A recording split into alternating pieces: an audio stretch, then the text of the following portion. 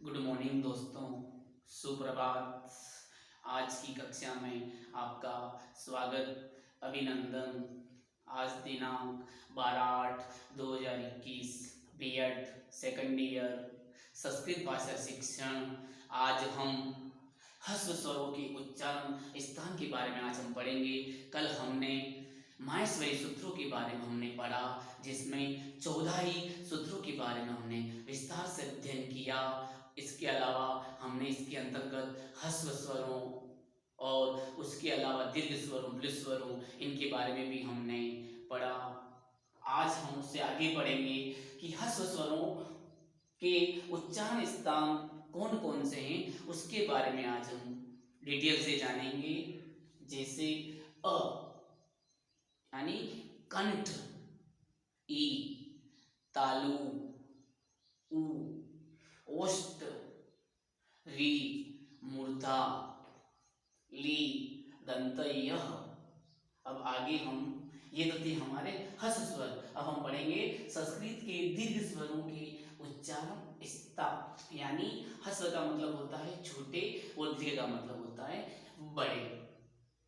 आ, कंठ, ई, तालु, उ, ओष्ठ, री, मूर्धा, ए, तालु व कंठ, ए, तालु, कंठ, ओ, कंठ, ओष्ठ, आउ, कंठ, ओष्ठ। अब क्या है, ये सभी स्वर सघोष होते हैं। इसके अलावा मुख खुलने की दृष्टि से अ तथा आ विभक्त होते हैं। ए तथा आउ अर्ध विभक्त हैं। ए तथा आउ यानी ए तथा ओ अर्ध समृद्ध होते हैं तथा ई एवं अ समृद्ध हैं।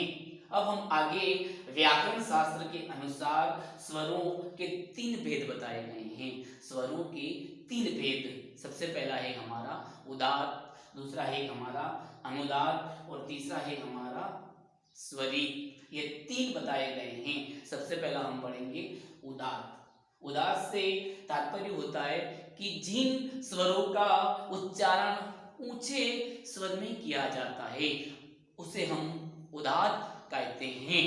दूसरा हमारा है अनुदात्त। अनुदात्त का मतलब होता है नीचे रुदात्त, यानी जिन स्वरों का उच्चारण धीमा यानी मंद मंद किया जाता है उसे हम अनुदात्त कहते हैं। और तीसरा हमारा है स्वरित, यानी समाहारः स्वरितः। ये तीसरा है हमारा, यानी उदात्त और अनुदात्त के माध्यम से जिनका उच्चारण किया जाता है, दोनों का मिला जुला यानी भिन्न मिश्रित रूप, उसे हम स्वरित कहते हैं। अब आगे हम एक चार्ट के माध्यम से मैं आपको समझाऊंगा कि इसको कितने भागों में क्या बांटा गया है, क्योंकि इनको अलग अलग टुकड़े किए गए हैं। जैसे सबसे पहला है कि व्याकरण शास्त्र के आधार पर कितने भाग बताए गए हैं। दूसरा है मात्रा काल शास्त्र के आधार पर कितने भाग बताए गए हैं। और तीसरा है कि संगीत शास्त्र के आधार पर कितने भागों में इसको बांटा गया है। और चौथा हमारा है कि उच्चारण स्थान के आधार पर कितने भाग बताए गए हैं। अब सबसे पहला हम पढ़ेंगे कि व्याकरण शास्त्र के आधार पर कितने भाग हैं। सबसे पहला है हमारा उदात्त। इसके 3 भाग बताए गए हैं। उदात्त के बारे में भी मैंने आपको भी बताया, यानी जिन स्वरों का उच्चारण ऊंचे स्वर में किया जाता है उसे हम उदात्त कहते हैं। अनुदात्त अभी बताया मैंने आपको, नीचे स्वर में जिनका उच्चारण किया जाए यानी मंद मंद स्वर में, वो अनुदात्त। स्वरित दोनों का मिश्रित रूप यानी भिन्न। अब दूसरा हम पढ़ेंगे कि मात्रा काल शास्त्र के आधार पर कितने भागों में बांटा गया है। इसको 21 भागों में बांटा गया है। इसके अलग अलग भाग बताए गए हैं। सबसे पहला है हमारा ह्रस्व। ये इसके 5 बताए गए हैं, जिसमें हमारा अ, ई, उ, री और ली, ये इसके 5 भाग बताए गए हैं, 5 स्वर हैं। और ह्रस्व स्वर मैं आपको पिछली कक्षाओं में बता चुका हूँ कि ह्रस्व स्वर किसे कहते हैं कि जिसमें एक मात्रा का समय लगे उसको हम ह्रस्व स्वर कहते हैं, यानी ये छोटे होते हैं। दूसरा है हमारा दीर्घ स्वर।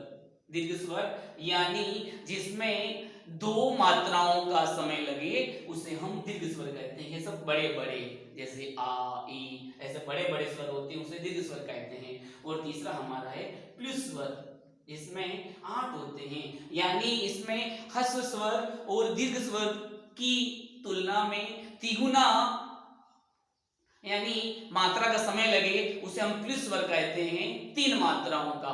जैसे उदाहरण के लिए ओम। अब आगे हम पढ़ेंगे तीसरा, संगीत शास्त्र के आधार पर इसको 7 भागों में बांटा गया है। इसके 7 भाग बताए गए हैं, जिसमें सा, रे, ग, म, प, ध, नि, ऐसे इसके 7 भाग बताए गए हैं।